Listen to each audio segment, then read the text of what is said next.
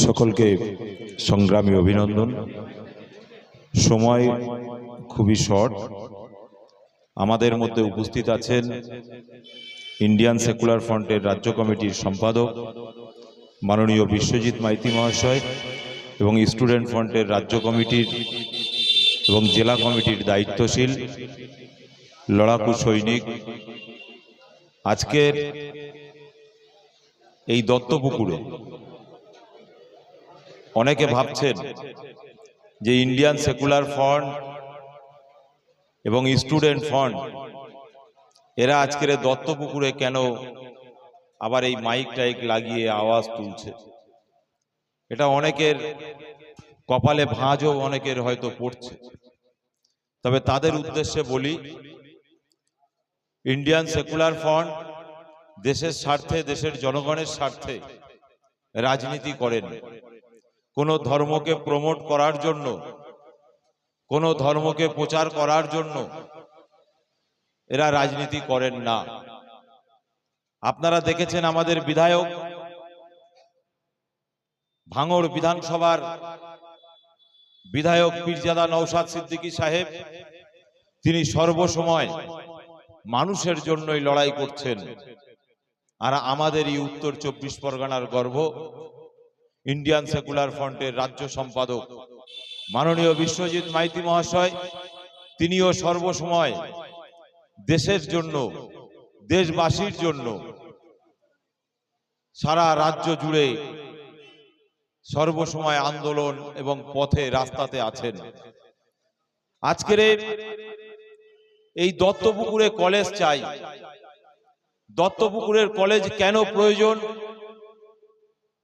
আমার ভাই একটু আগে বলছিলেন, সত্যিই তো। আজকের আপনারা ভাবুন,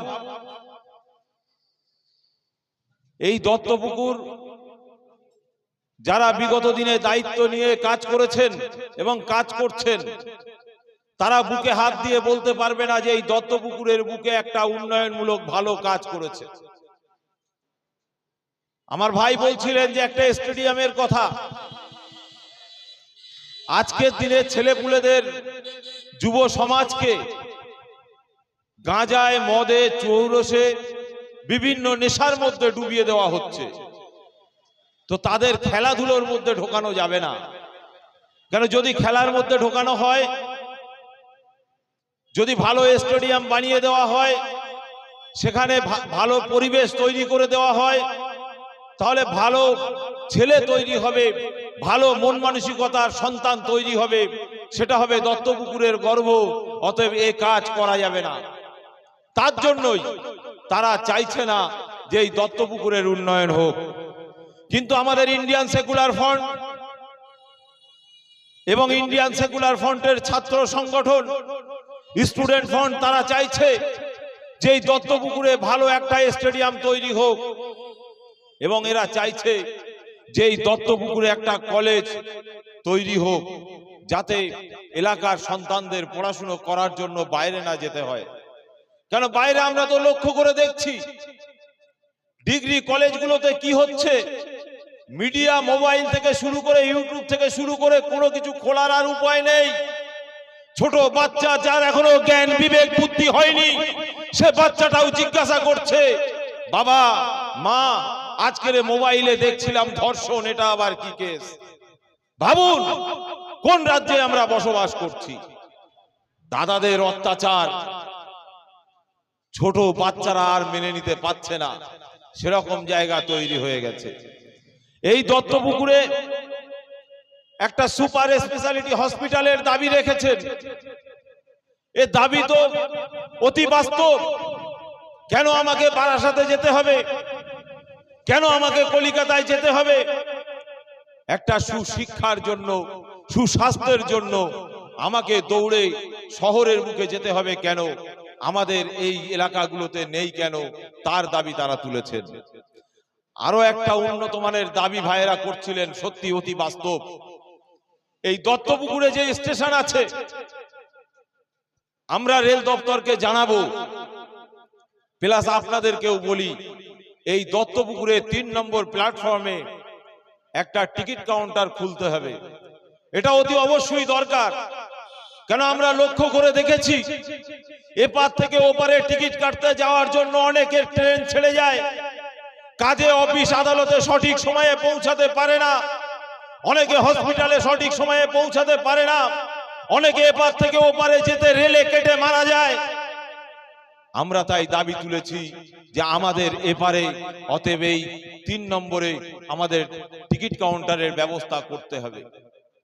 এই দাবি আমরা পূরণ করেই ছাড়বো যদি আপনারা এলাকার মানুষ, বুদ্ধি সম্পন্ন মানুষ যদি ইন্ডিয়ান সেকুলার ফ্রন্টের সঙ্গে থাকেন, যদি রাকেশ বেরাদের মতো স্টুডেন্ট ফ্রন্টের প্রতিবাদী কণ্ঠদের সঙ্গে থাকেন, তাহলে দেখবেন আগামী দিন নওশাদ সিদ্দিকীও আপনাদের সঙ্গে থেকে, বিশ্বজিৎ মাইতিও আপনাদের সঙ্গে থেকে কাঁধে কাঁধ মিলিয়ে প্রতিটা দাবি আদায়ের লক্ষ্যে লড়াই সংগ্রাম করবে।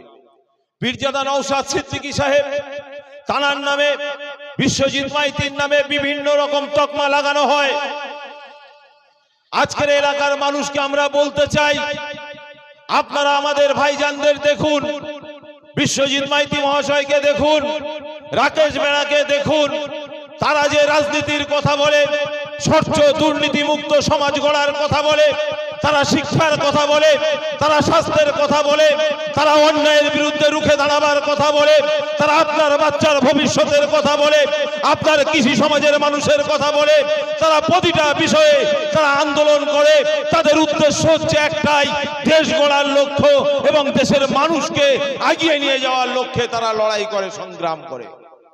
আজকের দিনে সেই তাদের বিরুদ্ধেই ষড়যন্ত্র তৈরি হয়। কখনো মিটিং করতে দেওয়া হবে না, কখনো মাইক লাগাতে দেওয়া হবে না।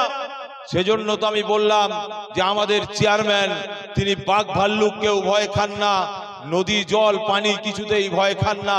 অতএব এই দত্তপুকুরেও তিনি আজকে আসবেন এবং বিশ্বজিৎ মাইতি মহাশয় এসে গেছেন, তারা চোখে চোখ রেখে কথা বলবে। তাদের আওয়াজ, তাদের কণ্ঠ, তাদের সঙ্গে আমরাও আছি, আমরাও থাকবো। তাই আমরা একবার উচ্চ স্বরে স্লোগান দেব, বিশ্বজিৎ দা এগিয়ে চলুন, আমরা তোমার সাথে আছি। বিশ্বজিৎ দা এগিয়ে চলুন, আমরা তোমার সাথে আছি। নওশাদ ভাইজান এগিয়ে চলুন, আমরা তোমার সাথে আছি। এই দেশ গড়ার লক্ষ্যে আইএসএফ লড়ছে, লড়বে। এই কৃষক সমাজের স্বার্থে আইএসএফ লড়ছে, লড়বে। ইনকিলাব। আমি সকলকে সংগ্রামী অভিনন্দন জানিয়ে আমি আমার বক্তব্য শেষ করছি। আইএসএফ জিন্দাবাদ, ইন্ডিয়ান সেকুলার ফ্রন্ট জিন্দাবাদ। বিশ্বজিৎ মাইতি